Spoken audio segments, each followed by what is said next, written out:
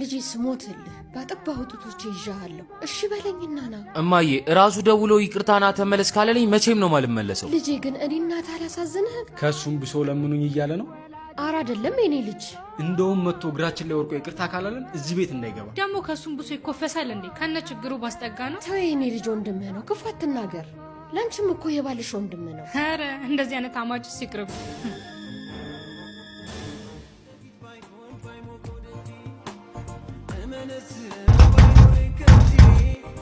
ማን ነው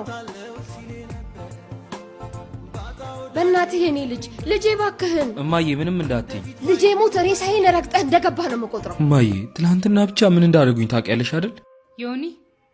ካላስቸገርኩ ምግብ ታቀርብልኛል እሺ ዮናስ እስኪ ጃኬት ታምጣልኝ ግባና እሺ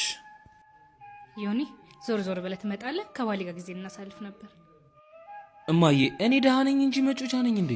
ልጄ ከዚህም በላይ ብዙ ነገር ችለሃል እኮ እግዚአብሔር ደግሞ ለሁሉም ቀን አለ እማዬ እስከ መቼ ነው እንደዚህ እየተጫወቱብኝ መቆየት የምችለው እሱም እድሉ ከተገኘ ነው እማ አብርሃም ልጄ ይሙት እንደዚህ ከሆነ እኔም ከልጄ ጋር አብሬ ነው የምወጣው እንዴ ለምን እማዬ ሁሉም ነገር በነበረበት አይቀጥልም ልጆቼ ባጠባኋችሁ ጡቴ ይዣችኋለሁ ይቅር ተባባሉ ይቅርታ ዮናስ በጉብዝናችሁ ወራት ፈጣሪያችሁን አስቡ ከቻላችሁ ደግሞ አስራት በኩራት እየሰጣችሁ ከፈጣሪያችሁ በረከትን ተቀበሉ ልጆች የቅዱስ ሚካኤል ወዳጆች የሆናችሁ ቅዱስ ሚካኤል ቤታችሁን ህይወታችሁን በረድኤት በበረከቱ የጎበኘላችሁ የሞላላ